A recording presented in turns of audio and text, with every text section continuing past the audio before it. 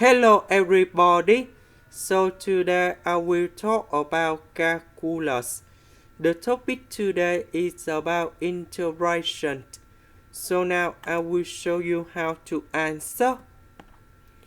We need to use about integration by substitution. So I need to put about u equals to cotx x. Later that we do first derivative for the both sides.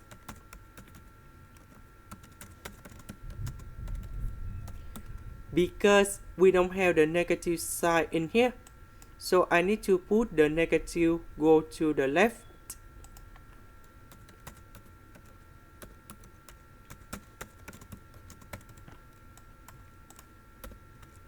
So this one we change by u. dx over sine x squared we change by negative du.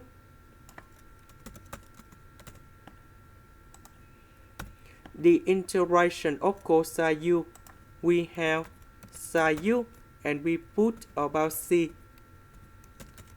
About u, that is about cotangent x. And this is the final answer. This is the end. Thank you for watching.